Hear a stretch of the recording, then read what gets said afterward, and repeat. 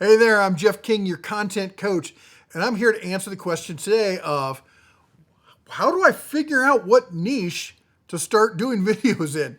This is one of the biggest questions that we get here on the channel and that I see posted all over the message boards and everything else, which is I want to start doing YouTube. I need to, but how do I figure out what's the best one to fit into? Now, here's what you need to not do. Don't focus on what's going to make you the most money. All right. Because there are different niches that pay different amounts and stuff like that. But what I found is the niches that pay the most are also usually the hardest to get into. And those are usually like finance, investing, Bitcoin, stuff like that. But you have to have a very specific knowledge in that and not be an idiot. And because if you start growing in that and you start saying the wrong things, the people are going to realize real quick when they start losing money following your advice. And that will be the end of you. So you got to find a niche where you actually have a combination of knowledge and passion. All right. It's got to be something knowledge, it's got to have passion, and you got to be able to provide something that's a little bit different than what everyone else is doing. All right. Now, whether that's how you deliver it, the background you're coming from, your different way of inspiring people to be able to do this, that's what you got to do. Now, my area of specialty is in product-based videos. If you want to do a blogging channel, I can't really help you. I'm not the guy to sit there who's going to tell you, that this is how you go and you start doing daily blogging.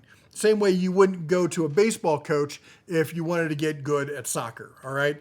The baseball coach isn't going to be able to tell you how to be a good soccer player any more than the soccer player is going to tell you how to get good at hockey, or the hockey coach is going to be able to tell you how to be good at football. There's the basics you can follow for everything, but that's not the kind of person you go to. Now, if you want to start talking about products, then I can help you with that. Here's what I'm going to say. Look at what you do professionally. Now, a lot of people don't want to go too close to what they do professionally because they're worried about conflict of interest and overlap, or getting, heaven forbid, discovered, blowing up in popularity, and then having your boss be like, well, you can't do this. You either have to quit or close down your YouTube channel. And nobody wants any of that, all right? So what you have to do is you have to figure out how close to that area can you get, all right? Try to create a Venn diagram of your passions, your interests, and your day-to-day stuff you're doing already, okay? If, say, hey, I'm really techie, and you know what I love? I love, all sorts of video equipment. This is a DJI microphone. And I want to compare this microphone to, I had it around here, and I want to compare this one, which is the old one, versus the new 3 series. And if you're already doing that, then this is a great way to do it, okay? So I started a second channel on 3D printing because I was 3D printing stuff to sell on my first channel. Natural progression. I've got all the 3D printers. I'm dealing with this tech. I'm learning about all this stuff. Yes, by the way, we have rolling power outages that are affecting most of the state of Montana and the Northwest right now. So if you see everything flicker, I'm sorry. That's the power going in and out.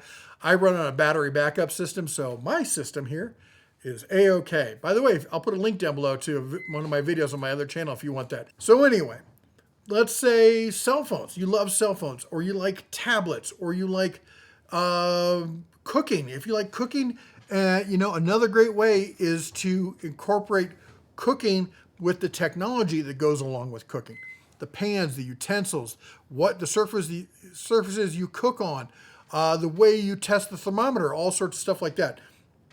The reason I love this is because you could teach a skill and get paid for it, not just from reviews, but from the affiliate links. Now, the key here is integrity. You have to figure out your own personal integrity level and adhere to it like you're glued in place, all right? Now, for me, I do a policy called 100% transparency. I will accept sponsorships. I will accept free products. But I'm going to tell everybody that it was free. I'm going to tell anybody if it was sponsored.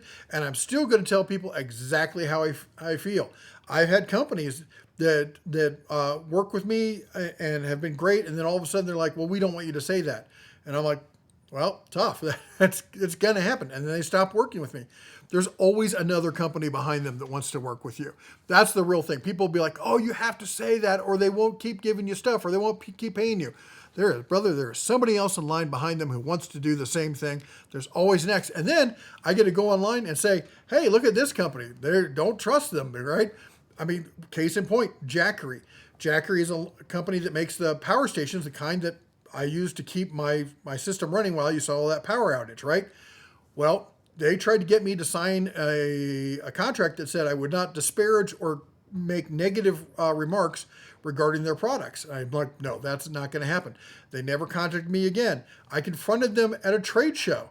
And they're like, oh, no, it was a misunderstanding. I'm like, I'll give you the benefit of the doubt. And first I did a video saying, hey, they won't deal with me because I said I wouldn't say that, I wouldn't agree to not say bad things.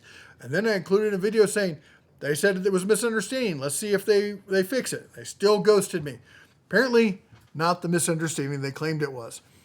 But you need to figure out what is the stuff that you like to do every day. My wife has a strange, odd obsession with salt. If you know, you know.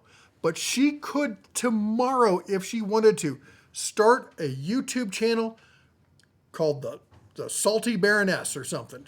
And she would crush it. Okay?